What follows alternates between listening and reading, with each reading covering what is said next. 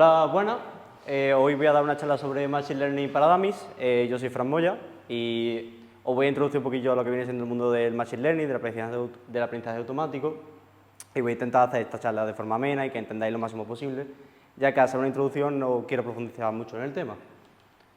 En primer lugar, diga eso.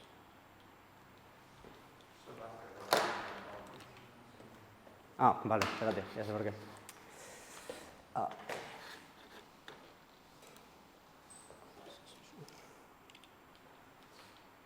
Vale. Perdona.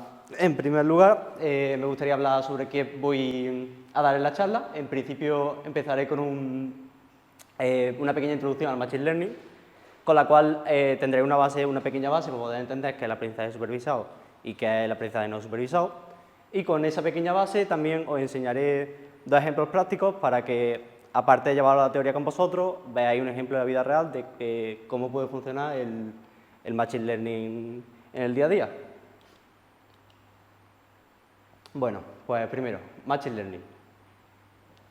En la actualidad estamos rodeados de máquinas que están continuamente aprendiendo. Estas máquinas hemos conseguido que hagan acciones increíbles como minería de datos, reconocimiento facial, generación de imágenes, generación de texto, etc. Estas habilidades cada vez son más impresionantes y cada vez están mejorando más y más y más. Pero es cierto que estas habilidades no son de todo perfectas, sino que todavía siguen teniendo errores. Y estos errores son importantes. Para mejorar, ahí es donde entra el Machine Learning. Gracias al Machine Learning podremos hacer que estas herramientas mejoren. La gente piensa que el Machine Learning es un proceso muy complicado, en el cual hace a las máquinas mucho más inteligentes, pero esto no es del todo cierto, sino que el Machine Learning aprovecha diferentes algoritmos matemáticos para encontrar patrones en diferentes tipos de datos. Por lo tanto, se puede decir que el Machine Learning es el campo de la inteligencia artificial, el cual se basa utiliza algoritmos matemáticos y utiliza modelos de aprendizaje automático para encontrar dichos patrones a partir de una serie de datos de entrenamiento, los cuales a partir de eso encuentran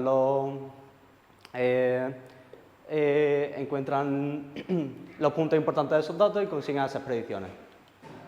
En cuanto a tipos de Machine Learning, antes de empezar con los tipos de Machine Learning, me gustaría explicaros los tipos de datos que vamos a ver. Estos tipos de datos son dos tipos de datos bastante básicos, los cuales son los datos etiquetados y los datos no etiquetados. Como podréis saber por su nombre, unos tienen una etiqueta y los otros no tienen ninguna etiqueta. Imaginémonos una caja llena de imágenes. Esta caja llena de imágenes tendríamos imágenes con animales tipo perro y gato, donde en algunas imágenes justo por detrás tendríamos escrito la palabra perro y gato. Esta sería nuestra etiqueta, por lo tanto esto sería un dato etiquetado. Sin embargo, los datos no etiquetados tendríamos el mismo dato, o sea, tendríamos la misma imagen pero sin nada detrás. Por lo tanto sería un dato no etiquetado. Y esa es la simple diferencia entre datos etiquetados y datos no etiquetados.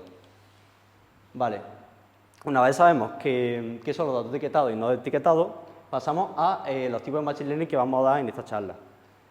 Vamos a dar aprendizaje supervisado y aprendizaje no supervisado. En cuanto al aprendizaje supervisado, utiliza datos etiquetados y se utiliza sobre todo para clasificación y regresión. En cuanto a aprendizaje no supervisado, utilizará datos no etiquetados y se utilizará sobre todo para clustering. En cuanto al proceso de creación de modelos, lo primero que debéis entender es qué es un modelo. Un modelo es simplemente una máquina, un agente o un ordenador que aprende de los datos para generar resultados. Es decir, utiliza un algoritmo matemático, el cual encuentra diferentes patrones en los datos y estos son utilizados para hacer predicciones o hacer diferentes acciones. Por lo tanto, ya sabemos que es un modelo. Ahora, ¿cómo se crean los modelos? Para crear un modelo, lo primero que necesitamos es una gran cantidad de datos. Una vez tenemos esta gran cantidad de datos, debemos procesarlos y filtrarlos. Esta tarea, aunque parece fácil, es de las más complicadas de hacer en cuanto al Machine Learning, porque la diferencia entre un buen modelo y un mal modelo puede estar simplemente en la filtración de los datos y los datos utilizados para la creación del modelo. Cuando tenemos esos datos ya filtrados, los dividiremos en entrenamiento y test. Estos porcentajes fluctúan desde un 70 y un 90 para datos de entrenamiento y un 30 y un 10% en los datos de test. Una vez tenemos los datos de entrenamiento y test separados, utilizaremos los datos de entrenamiento para entrenar nuestro modelo. Una vez tenemos nuestro modelo entrenado, directamente realizamos las pruebas con los datos de tipo test. Una vez realizamos las pruebas de tipo test, tendremos la valoración de nuestro modelo y sabremos si nuestro modelo es bueno o es malo. Si nuestro modelo es bueno, ya lo podemos utilizar para hacer predicciones reales y utilizarlo en nuestro día a día. Sin embargo, si el modelo es malo, tenemos dos opciones. La primera opción sería cambiar nuestro algoritmo, en plan, utilizar otro algoritmo diferente, o cambiar los parámetros de dicho algoritmo, y si esto no llegara a funcionar, solo tendríamos que irnos otra vez a los datos filtrados y volver a filtrar los datos de una manera diferente o intentar darle vuelta al problema en cuanto a los datos. Una vez ya entendemos una base de Machine Learning, tanto de qué es un modelo, cómo se crea, los tipos de aprendizaje, etc., vamos a empezar con el aprendizaje supervisado. El aprendizaje supervisado intenta relacionar la variable de entrada y la variable de salida. Y diréis, ¿qué son las variables de entrada y de salida? ¿Os acordáis de las imágenes que dije al principio de los gatos y de los perros? La variable de entrada sería la imagen, es decir, la información seca que tenemos nosotros sin nada. Es decir, las formas que hay en la imagen, los colores, la silueta, etc. Sin embargo, nuestra variable de salida sería la información que había detrás de esa imagen, el cual nos dice qué hay en esa imagen que nos importe. En ese caso nos decían si había un perro, si había un gato. Por lo tanto, ese sería el aprendizaje supervisado. Es decir, utilizaría los datos etiquetados para asegurarse la información al modelo y hacerlo aprender mediante eso. En cuanto a un proceso de entrenamiento rutinario en un problema de aprendizaje supervisado sería algo tal que así, en el cual nosotros le damos una imagen y una salida. Y él intentaría encontrar el patrón de por qué esta imagen es un gato o esta imagen es un perro. Una vez lo tendríamos entrenado, directamente pasaríamos a la fase de test, donde nosotros le mandaríamos una imagen totalmente diferente a la imagen de entrenamiento, donde él debería decir si esta imagen es un perro o un gato. Si él la acierta, podríamos seguir y utilizarlo, este modelo, para la vida real. Si no acierta, deberíamos hacer lo que he explicado anteriormente y revisar dónde ha fallado. En este caso, nuestro modelo acierta y es un gato, por lo tanto podemos seguir utilizándolo. En cuanto a clasificación, como he dicho antes, el aprendizaje supervisado normalmente se utiliza para dos grandes campos. Una es la clasificación y otra es la regresión. En cuanto a la clasificación, se basa en la clasificación de datos en diferentes categorías. Utiliza también datos de tipo datos etiquetados y su función es esa. Para la clasificación se utilizan diferentes algoritmos como Support Vector Machine, KNN, Naive Bayes, árbol de decisión, etc.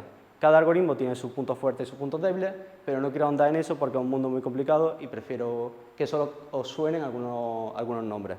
De todas maneras, he puesto dos algoritmos bastante importantes que os voy a explicar posteriormente.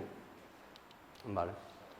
En cuanto al algoritmo de clasificación, los dos más importantes que yo he pensado que eran fáciles de explicar, tenemos Naive Bayes y los árboles de decisión.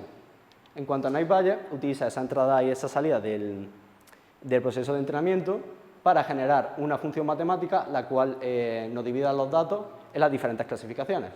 En este caso podemos ver que es una clasificación binaria porque tenemos dos tipos de puntos, los puntos blancos y los puntos negros, y en el proceso de entrenamiento el mismo algoritmo ha sido capaz de encontrar la función matemática que divida esos dos grupos de datos en dos tipos de una forma perfecta. Sin embargo, los tipos, cuando utilizamos árbol de decisión, simplemente nos muestran un camino de condicionales a partir de nuestras características, dándonos como salida final una de las salidas de nuestra clasificación. En este caso podemos ver un árbol de decisión de si esta tarde voy al cine.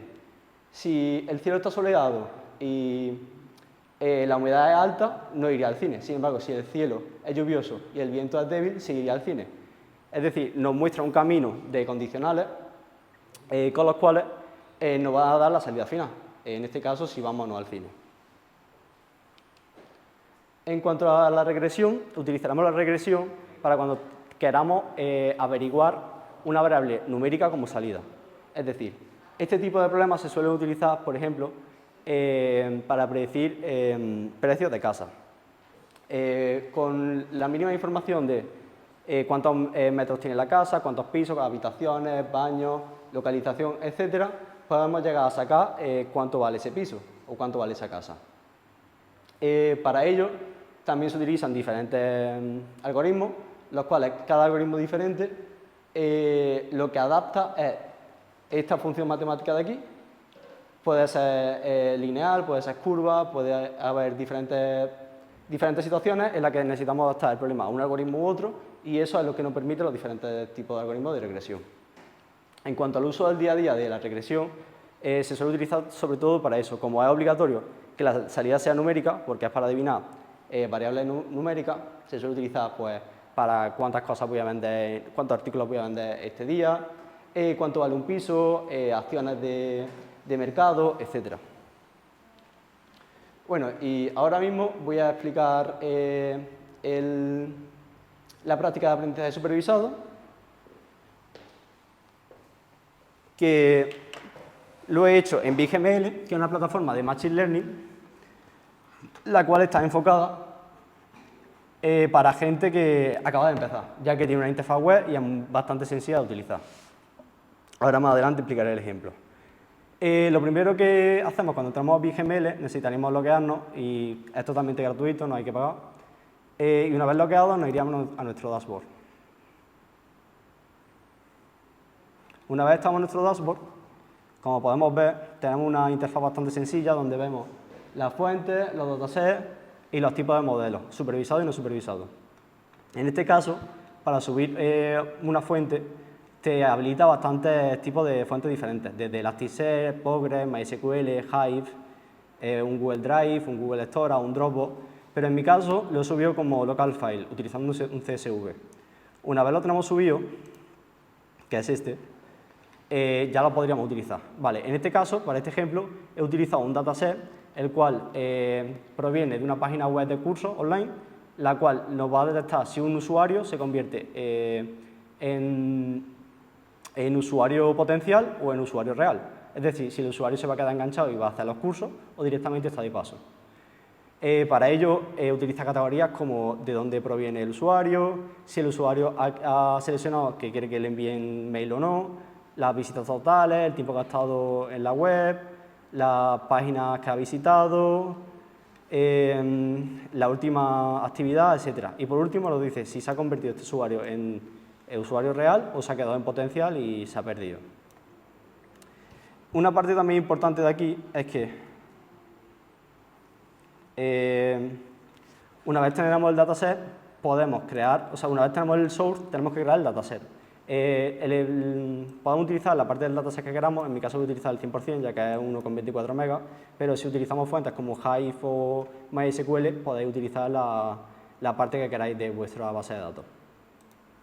Crearíamos el dataset, esto tardaría un tiempo, pero por lo tanto yo ya lo tengo creado, o sea, no haría falta crearlo. Lo tendríamos por aquí. Tenemos un total de 9.000 datos, los cuales ya están filtrados y todo, porque como he dicho antes, la fase de filtrar los datos tarda bastante tiempo y es bastante ardua la tarea, y por tanto he decidido ahorrar tiempo y directamente traerlos filtrados. Pero si quisiéramos filtrarlo desde aquí, directamente solo tendríamos que irnos aquí y darle a filter y seleccionar la categoría que queramos filtrar y las condiciones que queramos filtrar, de una manera muy sencilla. En este caso, una vez ya lo tenemos creado, el dataset, debemos partirlo en entrenamiento y en test. Para particionarlo, tenemos esta simple pestaña en la cual nos van a dar la opción de meterle el 80-20 o lo que queramos, en este caso lo voy a dejar como 80-20, y como el ID, que es esta categoría, no me interesa, pues directamente no la selecciono. Crearíamos los dos sets de training y test, y una vez los tenemos creados, nos saldrían aquí. Nos iríamos al de training, de una forma normal, y para crear el simple modelo, deberíamos irnos aquí, a la ruedita, a Model, elegiríamos nuestra variable objetivo, que es la variable de salida que vamos a utilizar, en este caso Converted, que así se ha convertido o no, como he explicado antes, y crearíamos el modelo. Yo, como ya lo tengo creado, porque eso sí tarda un poquillo, ya lo tendría por aquí. Una vez lo tenemos ya creado, nos saldría el árbol de decisión completo, en el cual nos iría dando las condicionales de cada uno de los caminos. En este caso, si la tag no es esta, ni tampoco esta, y el tiempo es igual o menor a este, y la fuente es Wellingham website, el resultado sería que se convertiría en cliente real.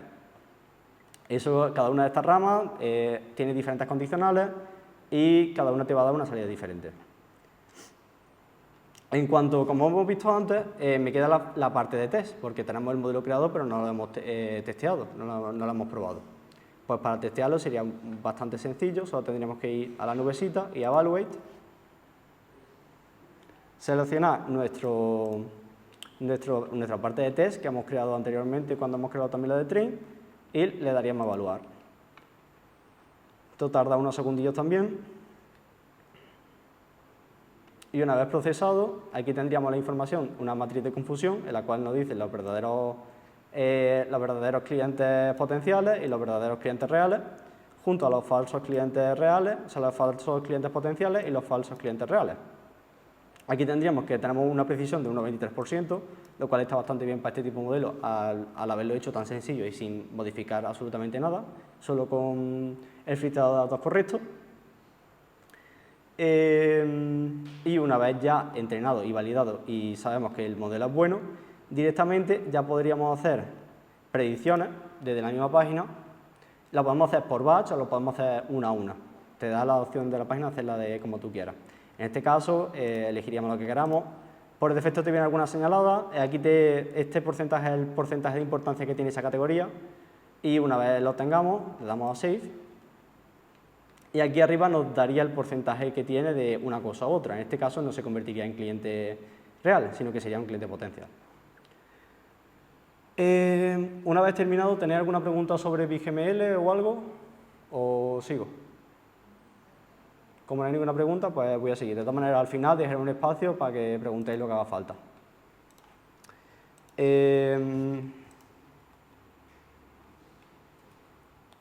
Vale.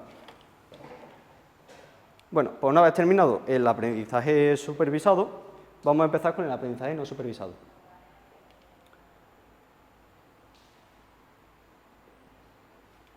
Como he dicho antes, el aprendizaje no supervisado es aquel que tenemos datos no etiquetados.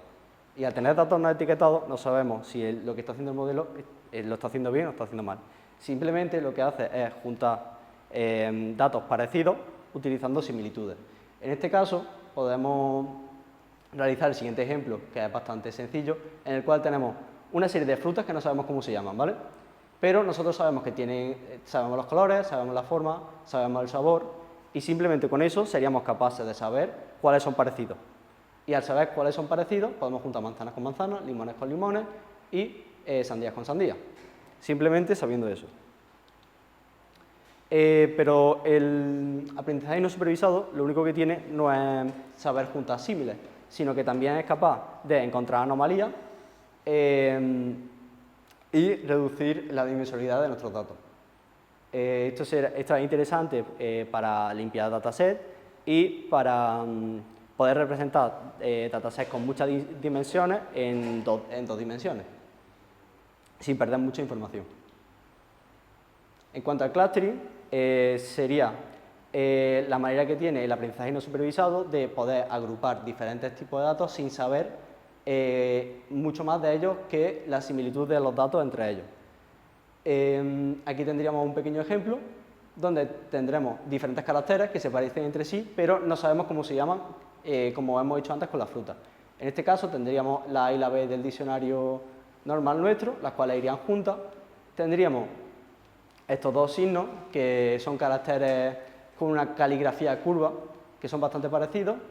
Estos dos, que serían como una especie de clavo, que también son bastante parecidos. Estos dos caracteres que parecen de tipo asiático, los cuales también irían juntos. Y por último, dos números romanos. Nosotros, sin saber ni siquiera qué significan esos caracteres, hemos sido capaces de agruparlos. Algo así es como funcionaría el aprendizaje no supervisado, es decir, sin mucha información te lo junta por similitud. Ahora, uso del clustering en nuestro día a día. El clustering es mucho más fácil de utilizar que el aprendizaje supervisado, porque el aprendizaje supervisado necesita datos etiquetados, te hacen falta tener datasets importantes con esos datos etiquetados. Y al no necesitar esa etiqueta, es mucho más fácil de conseguir dicha información.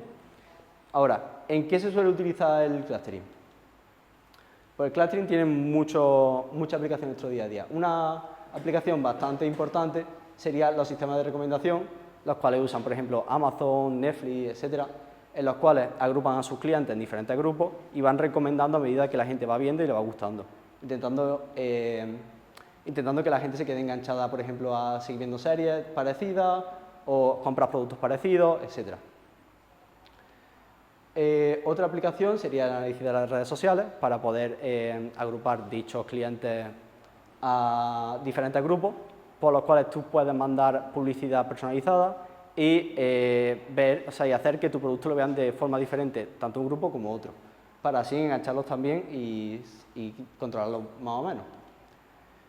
Y por último, la segmentación de clientes. Si nosotros queremos hacer publicidad personalizada, que hoy en día es útil y se hace normalmente, tú segmentarías tu grupo de clientes en diferentes grupos, los cuales sabría a quién es más compulsivo comprando, quién es más defensor de algo, quién le gusta más una cosa, quién le gusta otra, sabría mandarle esa información personalizada a cada uno de ellos.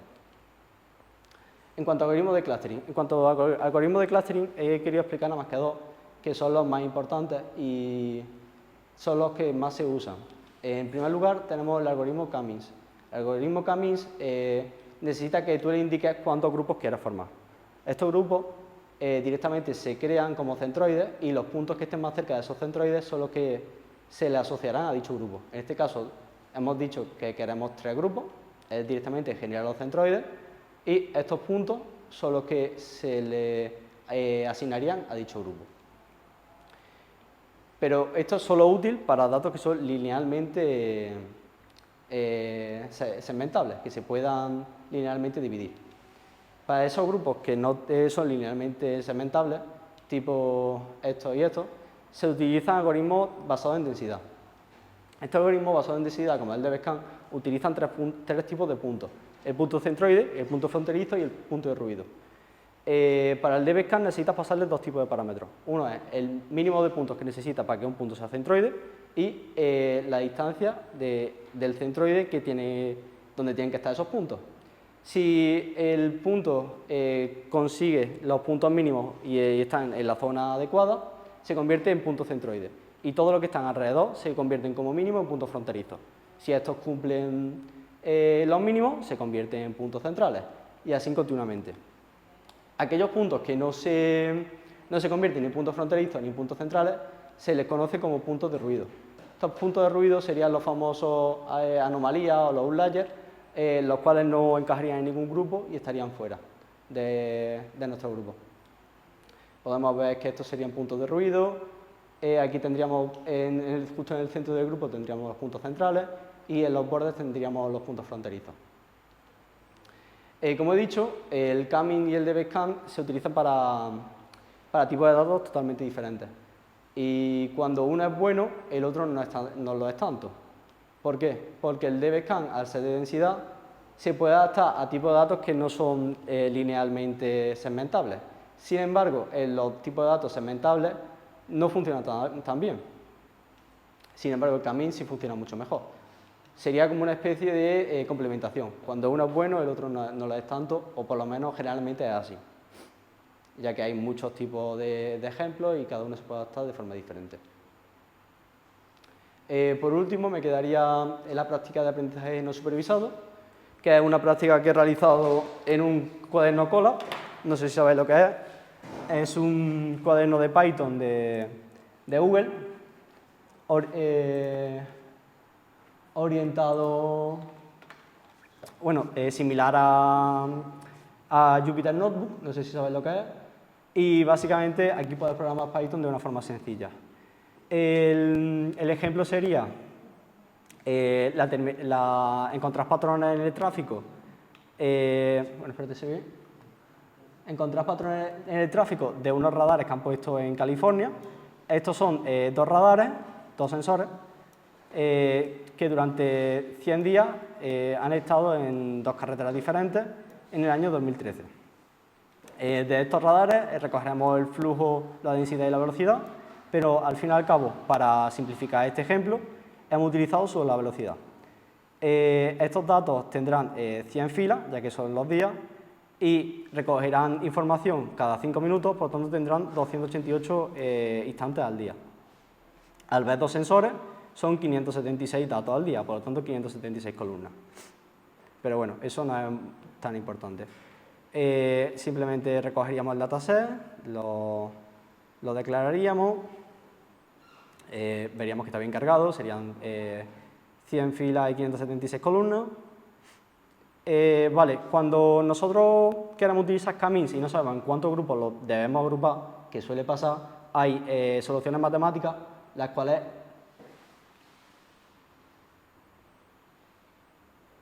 nos van a ayudar a esto. Las cuales nos van a ayudar a ello. Una de ellas es la llamada BIG. BIG nos va a hacer unas simples comprobaciones y nos va a decir cuál es el menor número de grupos necesario para este problema. En este caso serían 3 grupos.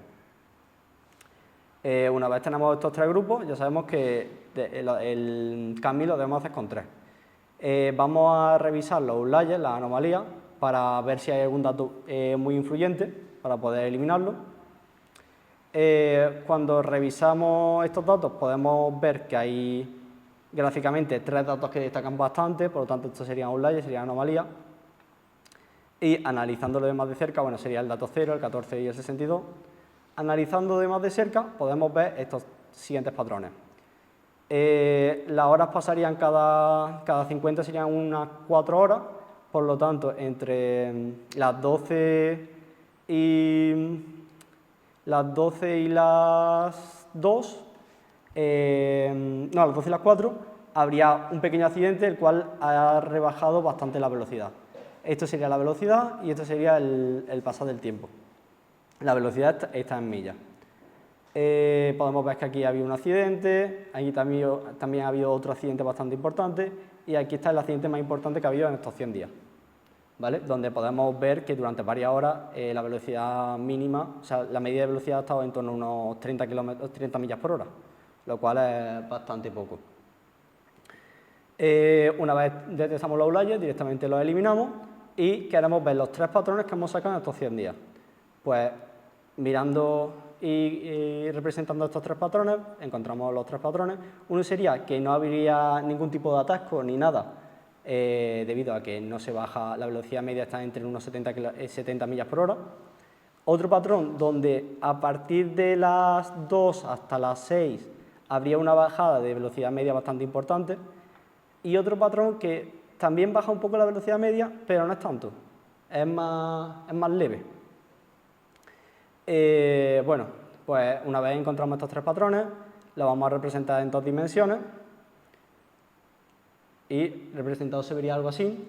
Aquí podríamos ver el patrón ese donde la velocidad no baja, aquí donde la velocidad cambia tanto y aquí donde no cambia tanto, el patrón donde menos baja la velocidad. Aquí lo veríamos en 3 dimensiones. Y una vez sacadas estas conclusiones, podemos sacar los siguientes datos y podemos decir que el patrón 0 se ha dado 22 días y que su velocidad media eran 43 km por hora. Podemos decir que el patrón 1 ha durado 47 días y su velocidad media eran 33. Y el patrón 2 ha durado 28 días y su velocidad era normal, era de más de 50 millas por hora. Por lo tanto, con estos datos podemos sacar que al ser 100 días, aproximadamente son 14 semanas. O sea, 14 semanas habría 2 días de fin de semana, lo cual sería un total de 28 festivos. Estos 28 festivos coinciden con nuestro patrón 2, lo cual nos da que los fines de semana no hay nada de tráfico en esas carreteras y podemos pasar perfectamente. Después tendríamos una congestión bastante alta, la cual nos baja la media de velocidad a 33. Esto se podría se podría interpretar como que los días de lunes a jueves el tráfico es mucho más alto y que estos 22 días serían los días viernes de esa semana. Por lo tanto, tendríamos de lunes a jueves, sábado y domingo, y los días viernes y algunos jueves. Y sin más, esta es lo que hemos podido sacar de la pequeña información que teníamos sobre los sensores y ya habría terminado con la presentación.